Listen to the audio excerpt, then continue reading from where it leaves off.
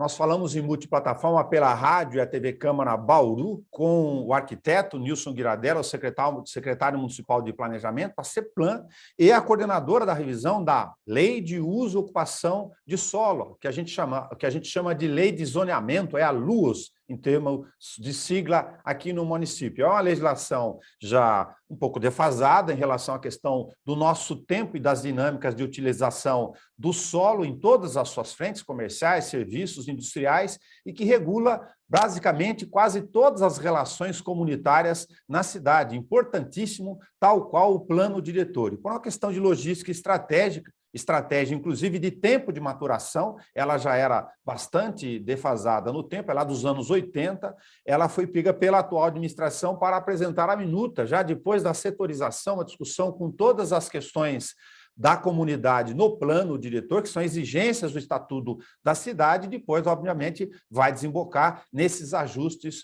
da revisão do próprio plano diretor. A Ellen Beatriz e o Nilson Guiradella estão conosco em teletrabalho aqui, eu estou no estúdio da TV Câmara para justificar você, que eu estou sem máscara, lógico, estou sozinho no estúdio, eles estão lá no ambiente de trabalho deles nos recebendo. Muito obrigado, Nilson e Ellen. Nós que agradecemos, eu agradeço em meu nome, é bom poder expor, né, para a comunidade, através desse importante órgão de imprensa, as nossas ideias a respeito da cidade, os nossos debates que estamos travando sobre a cidade de Bauru. Como você mesmo falou, é uma lei de 82, né? E até hoje ela foi sendo modificada parcialmente pela Câmara. Hoje ela é um Frankenstein, na verdade, uma mistura de pontos, né? Que tem os empreendedores e o cidadão, de uma forma geral, tem muita dificuldade de compreender, né? Então, a gente está refazendo essa lei. A gente sabe que tem muitos interesses envolvidos numa lei como uma lei de zoneamento, a lei de uso e ocupação do solo, porque é no solo urbano que guardam-se muitos interesses da iniciativa privada, de grupos, né? E da própria comunidade como um todo. Então, é algo que gera polêmica, gera debate, gera muito calor, né? Mas nós estamos prontos para enfrentar isso tudo, e estamos enfrentando, aliás, desde o ano passado, pelo menos nessa gestão, e discutindo com a comunidade, que é muito importante.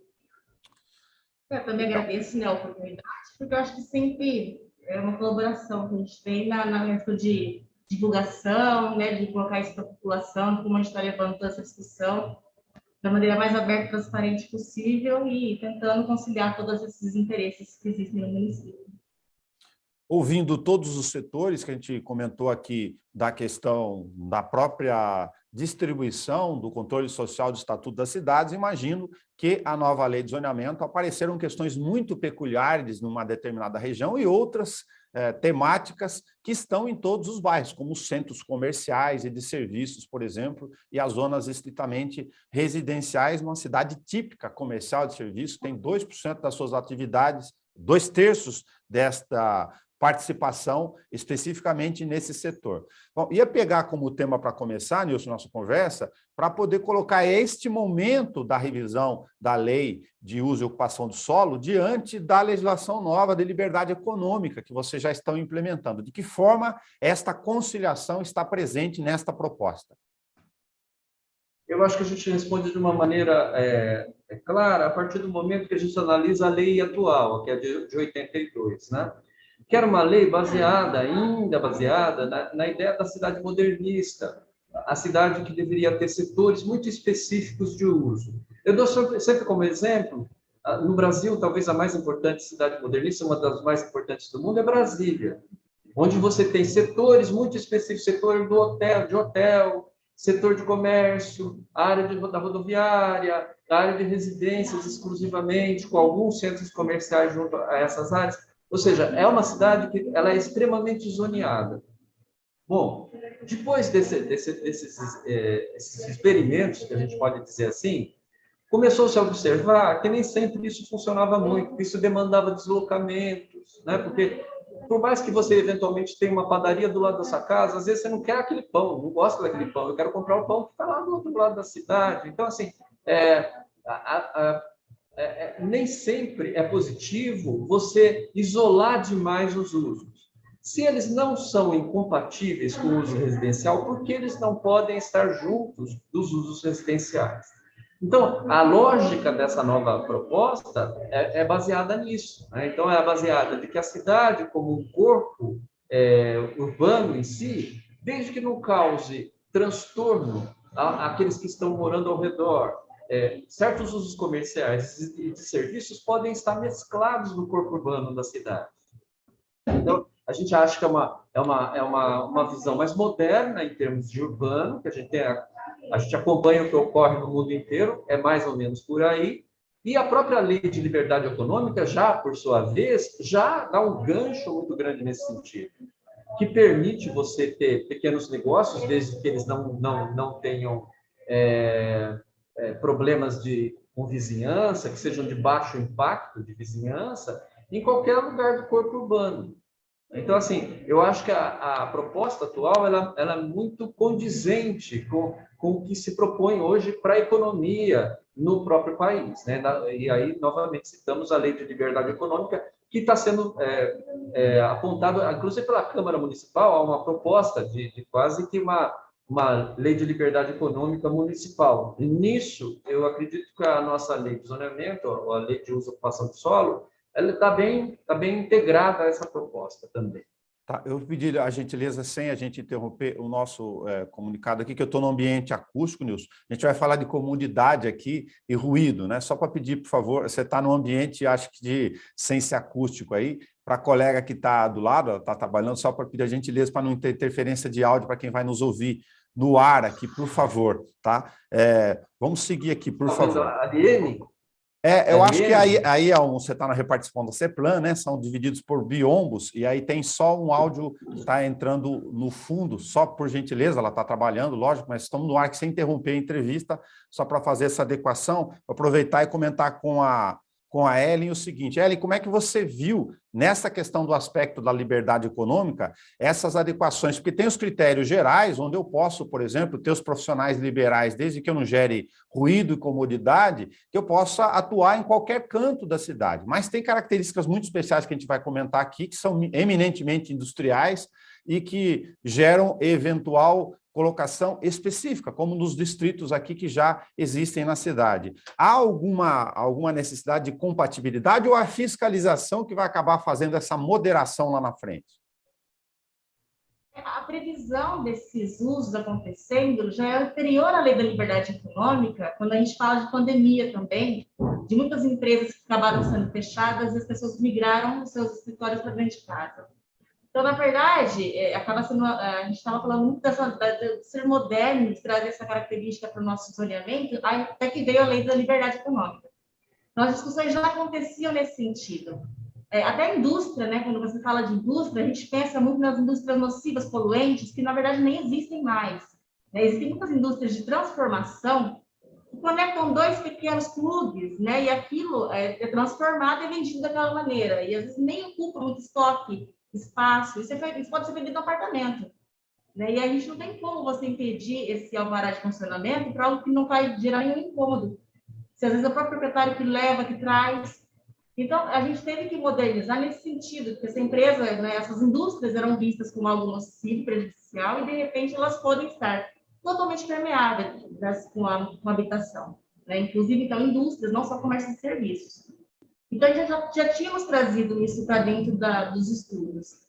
A fiscalização, ela vai atrás, na verdade, dos portes, né, da questão de você não ter grandes tráfegos de caminhão, ou, né, da questão da logística dessas empresas, quando elas passam a atender aí um volume maior, ou então quando elas vão causar algum incômodo em relação aos barulhos, né? Mas a gente sabe que tudo pode ser mitigado. Então, se você tem uma empresa que vai causar um ruído, você consegue fazer uma proteção acústica e ela continua podendo funcionar no meio urbano, né, permeado às casas, né? Então, quando a gente tem um uso que é muito grande, que vai ser incompatível realmente, esses serão direcionados aí para os nossos distritos, né? Mas aquela indústria pequena de transformação, ela vai poder existir praticamente em toda a área urbana.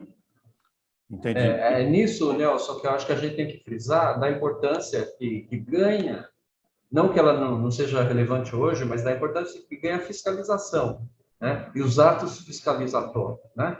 Porque eventualmente a gente vai ter um pouco mais de conflitos, né, de reclamações, às vezes de som que vaza, e aí a fiscalização vai ter que ser muito ativa no sentido de exigir sei lá, do dono do bar ou da empresa que possa estar gerando algum tipo de ruído, proteção acústica e situações assim, porque é possível minimizar o som que sai do ambiente, a gente sabe, tem tecnologia suficiente para isso. Então, é nisso que eu aponto que a fiscalização ganha um papel muito grande. Nós ganhamos um papel mais fiscalizador, o poder público, né? Entendi. Vão ter, lógico, situações muito peculiares, a gente não tem aqui a pretensão de discutir todos eles, mas que vão surgindo naturalmente nesses encontros, né? Eu tenho, por exemplo, como subproduto da própria pandemia e da tentativa das pessoas arrumarem receitas, né? Muitos buscaram outras alternativas e nos bairros, quando a gente caminha de carro, você vê, por exemplo, algumas garagens, não muito incomum, que viraram fazer salgadinho, e aí tem o cheiro, aí tem o cara que pode trabalhar no fundo de casa só com pequenos artefatos e que não gera problema nenhum no fundo do quintal, e um outro que usa o esmeril para poder fazer soldas e outras coisas e ajustes, e o vizinho reclama. Ou seja, depende muito da situação particular de cada tipo de negócio. Eu acho que depende da situação e depende até das pessoas. Eu vou dizer para você que até essa questão de sensibilidade ao ruído, ao cheiro, é diferente de pessoa para pessoa. Eu acredito que, de repente, uma pessoa que tem um pet shop, dependendo da vizinhança, as pessoas vão acabar, gostam, tem os cachorros, vão gostar de ter pet shop próximo. E se ele tiver num lugar onde as pessoas não gostam de cachorro, sempre vai ter um vizinho ou outro que, de repente, vai reclamar do mesmo motivo. E não é porque ali é residência ou não é residência, mas é por causa da sensibilidade das pessoas. Por isso que a Câmara Técnica, né, de Zoneamento vai tentar minimizar esses problemas também, fazer as conciliações. Porque a gente também sabe que cada um, né, verifica, entende e se incomoda com coisas diferentes.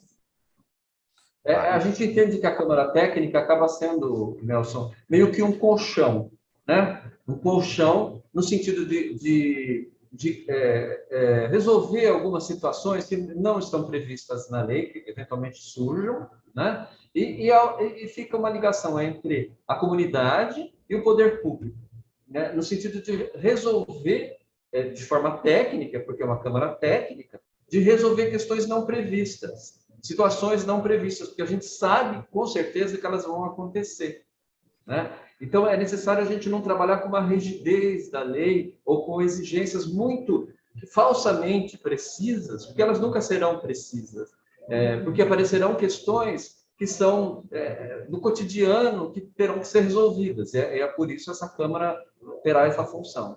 Tá. E aí, com o poder público e a comunidade presente, através de seus representantes. Tá. Essa é uma novidade, então, da proposta já para o leigo que nos ouve e nos assiste, que é ter uma Câmara Técnica de Conciliação para tratar de eventuais conflitos em relação a peculiaridades, singularidades dessas operações, de convivência comercial, de serviços, ou mesmo na vizinhança, no dia a dia, para algum tipo de negócio.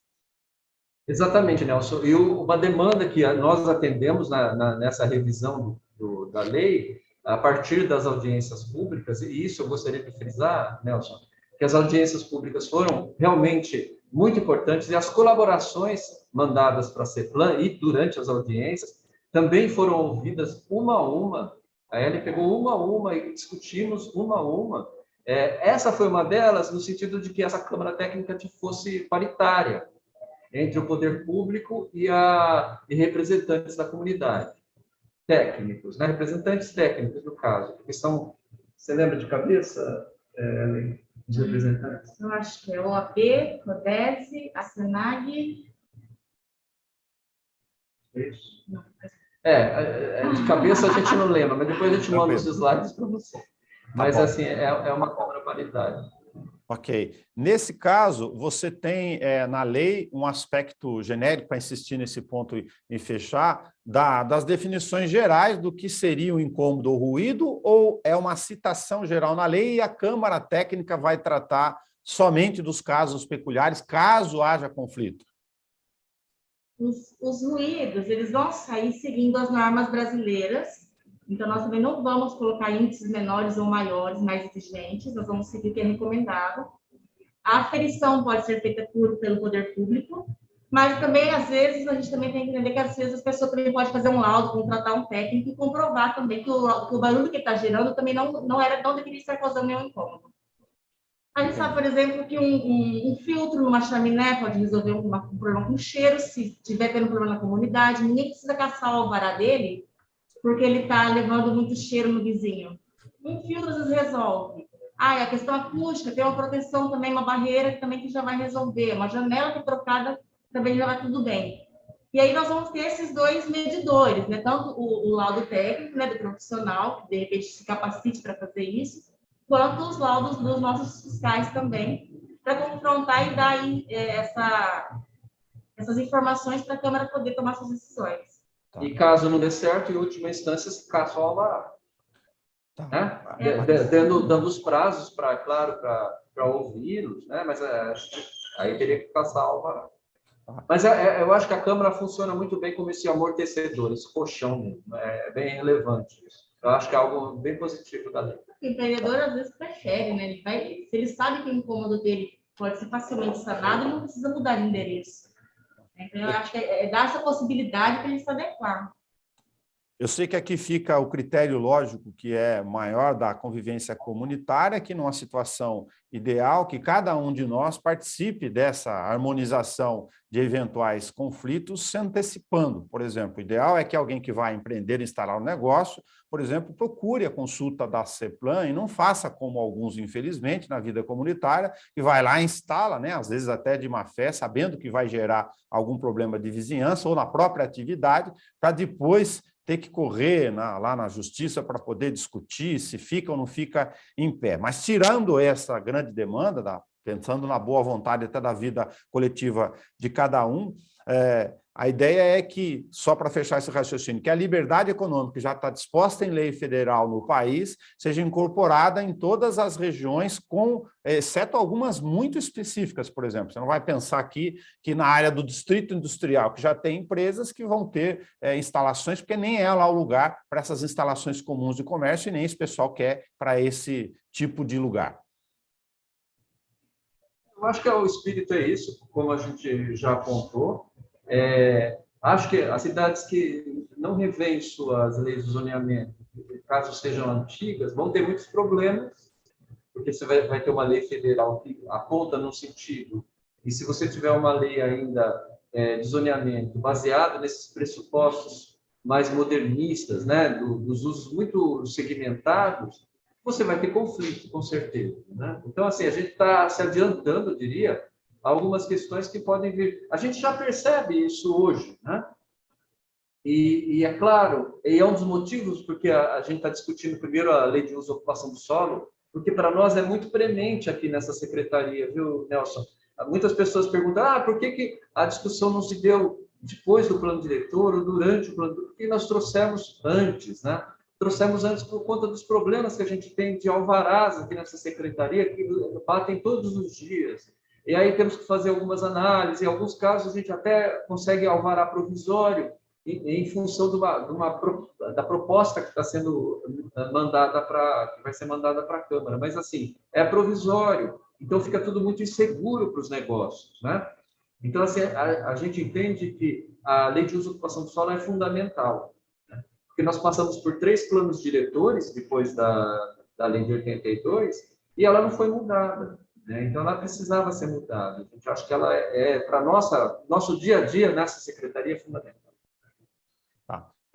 Pensando especificamente em bairros que se consolidaram ou nasceram como estritamente residenciais, onde a liberdade econômica já gera aqui e acolá, eventualmente, algum conflito, citando como exemplo, por exemplo, o corredor da Comendador Marta, que de um lado já era inteiramente legalizado para comércios e serviços, e como se sabe, por causa de uma discussão jurídica, um retalho mal feito no Poder Legislativo, caiu por ação direta de inconstitucionalidade para uma outra área, embora virado a autorização com limitações, inclusive de tamanho, de edificação e outros tantos critérios, virado mais para Comendador. Mas é um bairro como o Jardim Dona Sara, não sei se é um bom exemplo de citar aqui, que nasceram e escreveram lá nas suas matrículas que aqui só pode residência. Como é que fica essa situação?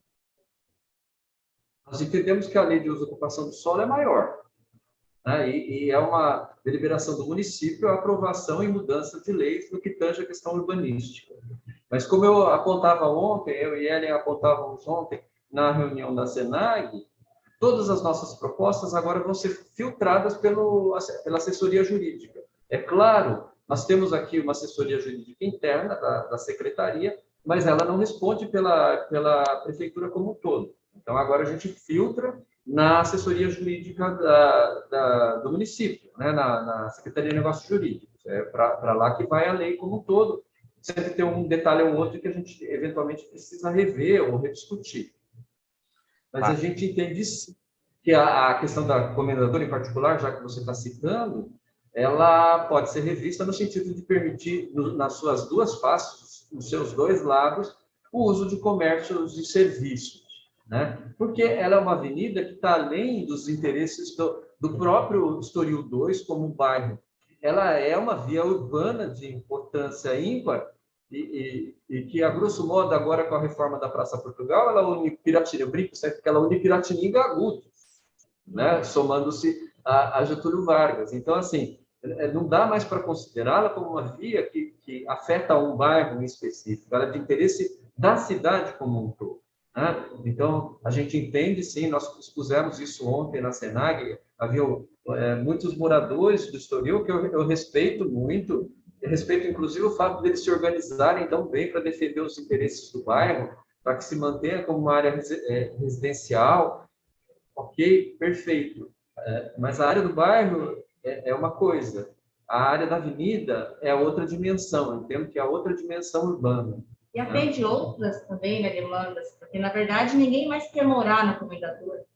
Então, mesmo os moradores do Estoril não gostariam de se voltar ali para virar da avenida. Então, os proprietários da avenida, eles também geraram a demanda da necessidade de virar corredor não comercial, né? Virar um corredor que pudesse aceitar ali comércio e serviços. E a gente não teve cuidado, na verdade, de criar uma nova zona corredor para respeitar a questão urbanística de alturas e gabaritos, né? Então, assim, não permitir que se verticalize naquele local, né? Mas preserve ali os dois pavimentos, desde que, né, você consiga aí a face voltada utilizar para o comércio. Eu acho que a proposta me parece bastante equilibrada, né? E atende os interesses da cidade como um todo. E mais, dos próprios proprietários que têm imóveis ali voltados a comendador da Cibamar, que já deixaram claro que são favoráveis para os seus imóveis que eles se transformem em áreas comerciais, já que poucos se habilitam a morar, por mais que sejam grandes as casas, afastadas, com grandes jardins, ok? Mas poucos se habilitam a morar num lugar tão movimentado, né? Sim. Nós temos que fazer a conciliação, né? Buscar agradar todo mundo. Sim. Aproveitar essa citação para colocar aquele conceito do miolo de bairro em relação a outros centros comerciais, o Meridota, outras tantas regiões da cidade, a Pousada, a Vila Nova Esperança, ou seja, tem vários bairros, nós temos uma cidade de porte médio, né, quase 400 mil habitantes, é natural que isso ocorra, e ali no bairro você vai ter aquelas zonas onde o próprio comércio se organiza e escolhe aquelas instalações naturais da farmácia, do supermercado, da borracharia, de todos os outros serviços para atender aquela comunidade. Se tem uma circunferência imaginária ou real aí em relação àquilo que é centro comercial, miolo de bairro, escolhido pela própria comunidade, pelos comércios, instalações, e aquilo que é residencial para dentro, com as outras instalações possíveis do que a gente já comentou. Sabe que a gente fez esse traçado em todos os centros de bairro, né? Colocamos ali uma circunferência de 1,5 km, e, na verdade, a gente já quase perde esses centros de moradia, porque esses centros eles acabam cruzando. Então, tem locais que as pessoas moram que elas conseguem, equidistantes, a menos de 15 minutos, acessar 2 centros de bairro. Então, para você ver como isso realmente funciona na cidade, né? A cidade compacta, ela fica mais inteligente, ela diminui o deslocamento e facilita o acesso aos serviços de comércio. Eu acho que a proposta está um pouco em cima disso, Nelson, da gente tentar uma cidade que seja mais compacta, mais densa, de uso mais denso, ocupando vazios urbanos e evitando expansões urbanas, dos limites do perímetro urbano, né? Então, a proposta ela se baseia bastante nisso. Se você vê até o mapa da cidade, aqui nas minhas costas, a gente vê que a cidade ela não tem um círculo, não é um círculo, mas ela tem um certo equilíbrio de distância entre centro e bairros, né? Ela não se desenvolveu mais pichando para um lado, fazendo como uma cidade à beira-mar, por exemplo, no litoral, que vira quase uma linguiça, né? A cidade fica uma linha. O Rio de Janeiro, uma parte do Rio de Janeiro, ela acompanha o mar, ou seja, vira algo muito linear. No nosso caso, ela tende a ser um formato circular, né? Um diâmetro mais ou menos regular. E manter isso, para nós, é bastante relevante.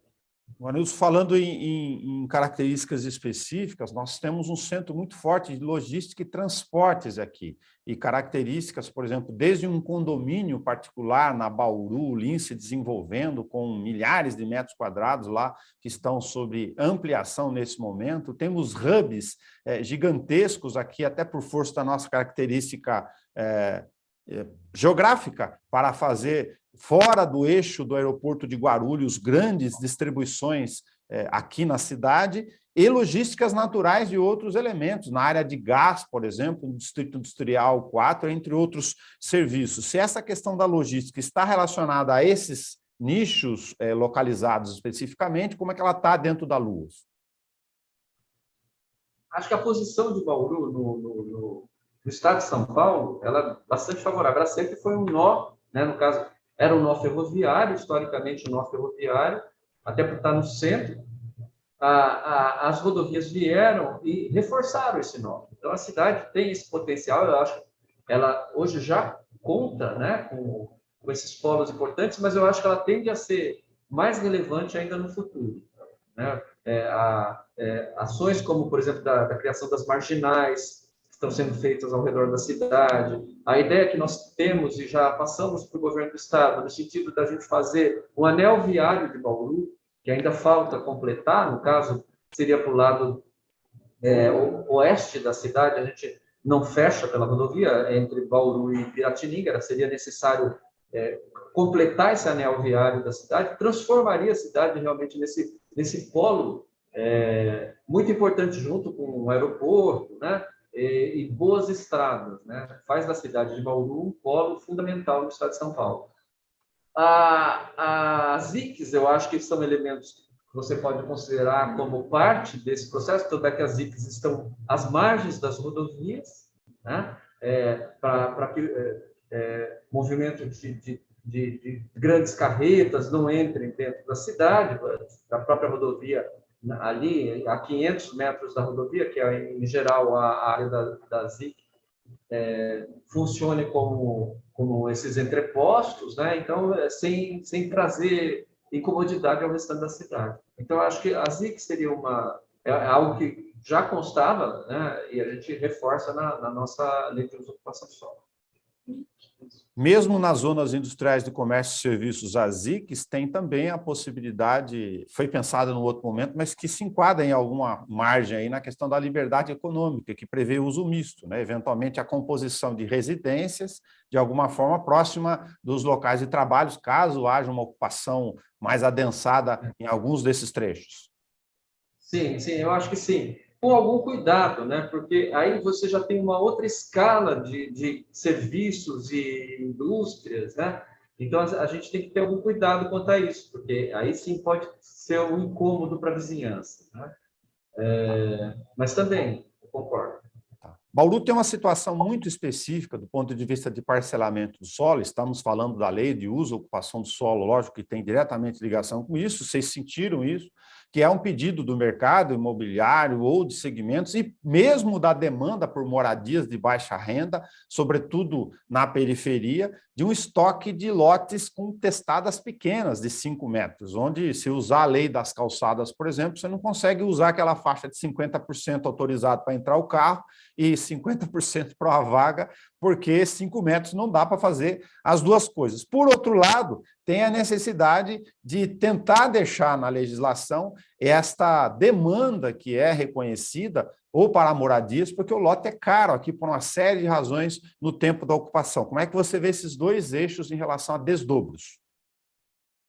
Eu acho que esse é o assunto que mais foi debatido durante todas as audiências públicas, a questão de desdobro. Eu acho que foi uma das questões que a CEPLAN reviu, né, depois das demandas, né, do período de colaboração do cidadão e dos interessados. A gente reviu que apontava-se inicialmente 7 metros, né, de testada, e a gente via realmente que seriam poucos os terrenos que poderiam ser desdobrados. Então, assim, havia uma demanda bastante forte, porque há um comércio tanto de lotes como de casas em terrenos desdobrados na cidade. Então, a gente entendeu que isso poderia ser revisto mediante, sim, algumas condições em alguns setores da cidade. Porque você tem setores da cidade onde você não tem condição de desdobro, ou porque fazem parte de área de preservação, ou porque não tem infraestrutura. Né? Então, assim, você ficar desdobrando lotes em áreas sem infraestrutura, que tipo de lote você vai oferecer ao seu comprador? Ou mais, que tipo de moradia você vai oferecer a alguém sem a infraestrutura mínima? Esse alguém, é claro, vai recorrer à prefeitura, né? Porque ele vai querer ter uma infraestrutura mínima na sua casa. Então, assim, transpor o problema para o poder público, algo que ocorria de forma constante até 79. Né? Então, a gente continua entendendo, sim, a gente liberou a questão do desdobro de uma forma geral nas R4, R3, em bairros que têm infraestrutura, mas ainda entendemos que em áreas sem infraestrutura, ou em áreas de preservação, obviamente, e tem legislação específica, e nem tão afeta a CEPLAN, muito mais afeta a SEMA, ali a gente não teria condição de desdobro.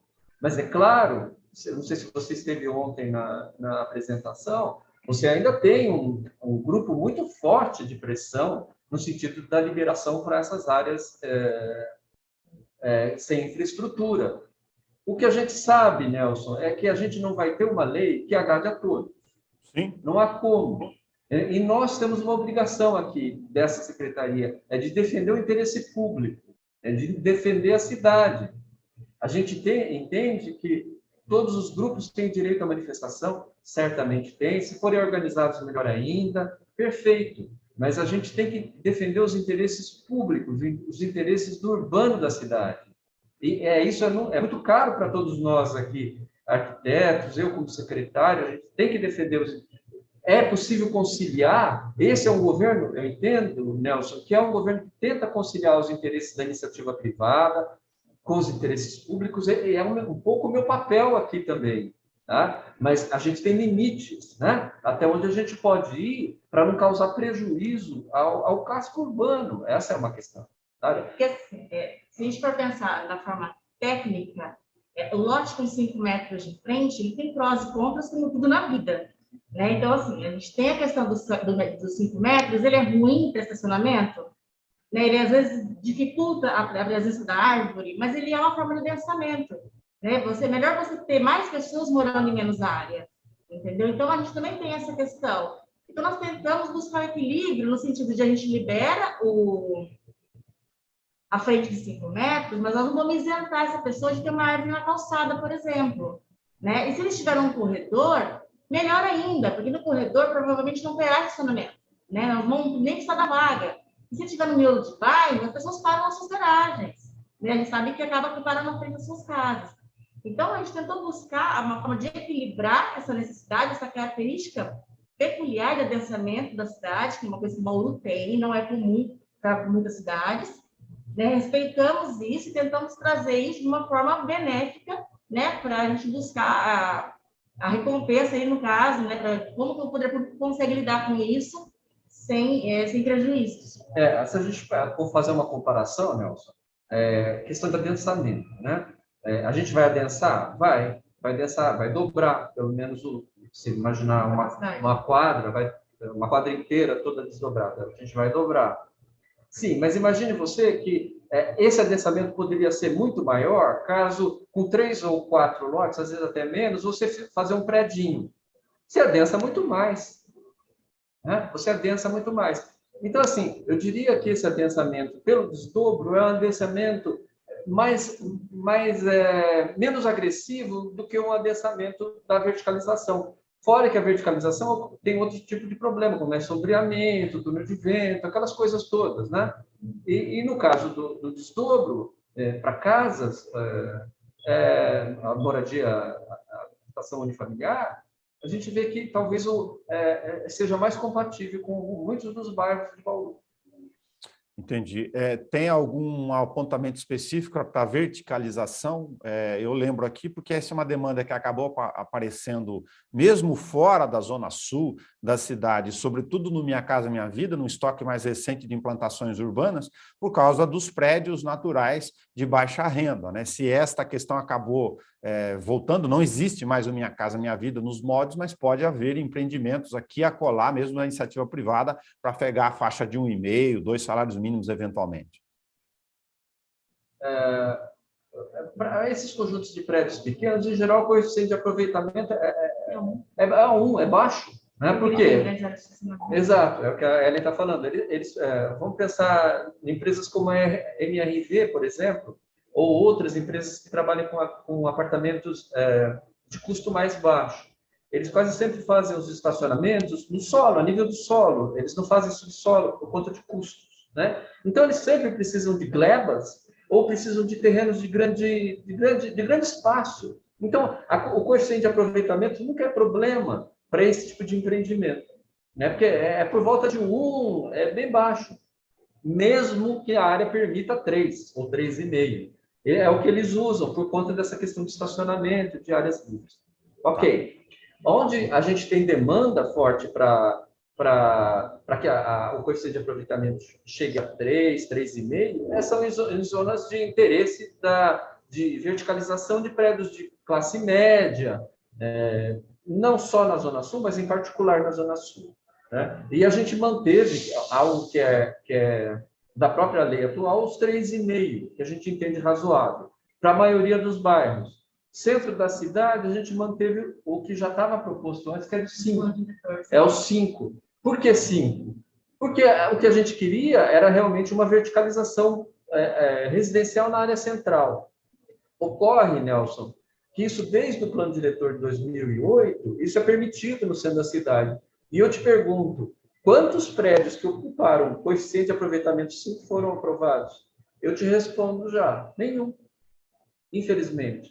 Então, assim, o que a gente propôs na lei para ir além? Né? Então, a gente viu que só permitir coeficiente de aproveitamento não basta. A gente, então, entendeu agora, na própria lei, se o empreendedor não quiser fazer estacionamento para o prédio, não faz mais. Então, ou seja, se quiser fazer um prédio para estudantes ou para pessoas de terceira idade, que talvez usem muito pouco carro ou não usem, se quiser fazer sem estacionamento, ele pode fazer. Recuos, a gente está trabalhando com recuo mais liberal também. Então, assim, o que eu diria, o nosso arsenal de bondades para o centro da cidade está se esgotando. Então, assim, talvez uma das últimas chances que a gente tem de incentivar realmente as empresas a edificarem moradia no centro da cidade. Porque a gente, realmente, desse arsenal que a gente teria em termos de legislação municipal, a gente está tentando usá-la em seu máximo. E a gente espera que ela surta efeito, principalmente a questão da liberalização de vagas de estacionamento na área central. Porque o centro, talvez as pessoas queiram andar a pé, vão fazer as compras a pé, porque tem transporte público de uma forma mais à vontade, na Rodrigues Alves, por exemplo, e em outras transversais. Então, a gente entende que é viável a gente ter áreas sem estacionamento. Isso está ocorrendo, não é só aqui, é o que ocorre em São Paulo também, né? A ideia de levar para o centro da cidade moradia. Então, se planeja uma série de possibilidades legais de edificação, sem, inclusive, vagas de estacionamento que tem um custo alto, né? Você obrigar a fazer vagas, o que não significa, e isso foi colocado ontem na reunião de uma forma equivocada, que a gente está impedindo de que se construa com vagas de estacionamento. É claro que não, é claro que não. Se quiser fazer vagas, ou fazer menos vagas, uma vaga para cada 3 apartamentos, como já foi lá atrás, né? Nos anos 50, anos 60, as pessoas não tinham carro, então, mesmo os prédios maiores, tinha assim, de cada 3 apartamentos tinha uma vaga. Então, eu acho que isso a gente deixa mais livre por conta da iniciativa privada. Tá. Do ponto de vista de coeficiente de aproveitamento, de uma forma geral, se mantém quase que os índices atuais. Eu lembro que alguns setores, por exemplo, você já mencionou a Zona Sul aí, estavam defendendo demandas específicas em regiões que eles acham que tem maior atratividade para futuros negócios, como a margem da Getúlio Vargas, para fazer uma citação aqui, que esse coeficiente pudesse ser um pouco mais flexível, mesmo que tivesse alguma compensação ou outorga para liberar o empreendedor a responder pela diferença, eventualmente. Já ficou maior, né? Na verdade, o índice que a gente tem na aviação é de 3 hoje. E aí nós temos um acréscimo de 10% e vai a 3,3. E nós liberamos a 3,5. A condição de outorga, depois se vai ter outorga de 1 a 3, de 3 para cima, nós vamos discutir no plano diretor, que é onde virá os instrumentos urbanísticos. Isso será uma discussão futura, viu, Nelson? Poderia ampliar esse índice? Poderia. Sob quais condições? Acho que essa é uma questão. E lembro você também que nessa região da Getúlio Vargas a gente tem o cone de aproximação do aeroporto. Então, não adianta você querer permitir construções uma taxa de coeficiente de aproveitamento extremamente elevado, se você não vai poder, você tem um cone. Então, assim, aí dá problema com a questão do CONAR.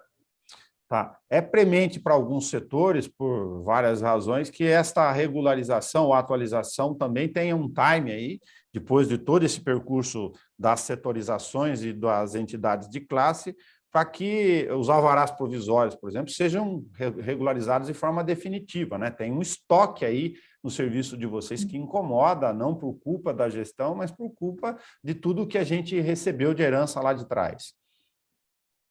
Sim, sim. A nossa ideia é que a lei seja aprovada o mais breve possível. Da nossa parte, nós estamos correndo com isso, mas sem atropelar, isso que eu quero dizer. Quando a Senag, quando o CMB nos pediram mais prazo para que fossem enviadas as sugestões, a gente deu. A ideia era que isso fosse a Câmara ainda no final do ano passado. Aí, conversando com a prefeita, ela foi sensível nessa solicitação de que a gente poderia dar mais tempo para ouvir a comunidade.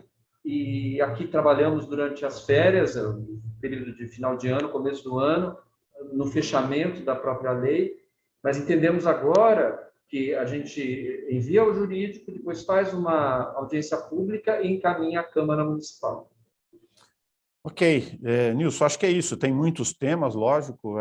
Essa apresentação aqui nossa para a Rádio e TV é para dar um briefing geral daquilo que vocês já estão discutindo, acho que os principais pontos aqui que estão efervescentes, não os individuais, para fazer claro da nossa proposta aqui de conversa, mas aqueles mais coletivos, mesmo que sejam de segmentos, estão aqui abertos. Se tiver mais algum ponto, você e a Ellen, por favor, fique à vontade para mencioná-los.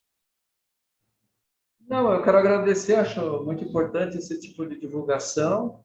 É dizer que esse é um processo realmente que é bastante árduo, né? Como eu falei, acho que é por isso que a lei está aí há tantos anos, ela não retornou para a discussão. A gente sabe que tem muitos interesses envolvidos de grupos, né? Legítimos, não quero demonizar grupo algum, eu acho que são legítimos, os interesses são legítimos, mas estamos nós aqui, enquanto secretaria, enquanto poder público, para tentar defender os interesses da cidade, sobretudo. E é nesse jogo de equilíbrio que a gente tem que trabalhar, né? A gente quer, sim, que as empresas venham para Bauru, se instalem em Bauru, que tenham um ambiente seguro de negócios aqui na cidade. Eu acho que todos nós almejamos isso. E a nova lei vem nesse sentido, né? Mas que tudo seja feito dentro da sua legalidade, né? E dentro de um critério urbanístico que é essencial para que a cidade possa crescer com de uma forma Tudo, né? que almeje o seu futuro, que o futuro possa ser muito positivo para a Bauru, que eu acho que ela realmente tem um grande espaço de crescimento. Já havia uma demanda natural por expandir o serviço, o setor de fiscalização, inclusive com a eventual separação da secretaria. Sei que isso é mais estrutural, administrativo e orgânico, mas você entendia que, por todas as nuances da lei da liberdade econômica, da atualização e da própria Câmara Técnica de Conciliação, né, que vão ter naturais conflitos, a vida em coletividade sempre tem divergências, a ampliação do setor de fiscalização terá que ser uma etapa, se já não está em curso na sua programação aí, necessariamente de ampliar a estrutura de fiscais para poder minimamente alcançar todas essas frentes, né? A gente tem pedido isso, inclusive para abrir concurso para fiscal, porque a gente vai precisar realmente, como eu falo, o papel da fiscalização vai crescer bastante. Não que seja pouco importante hoje, ela é bastante relevante, mas vai crescer bastante porque também, cada vez mais eu entendo, Nelson, que o poder público vai ficar muito mais na questão fiscalizatória, né? Esses processos vão ser livres e eu acho que cabe ao poder público a fiscalização deles. Basicamente isso. Legal. Obrigado, Ellen, por participar conosco, nos ajudar a compreender todos esses pontos aqui, traduzir para quem nos ouve e nos assiste na rádio e na TV Câmara. Estamos aqui à disposição, sempre que precisar. Nós que agradecemos. Um abraço a vocês todos e muito obrigado pela atenção.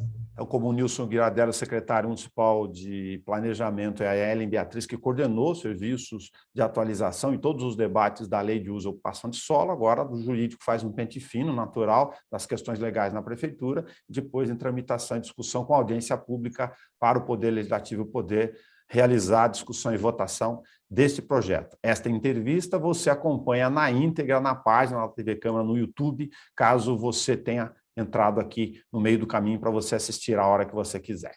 Até lá.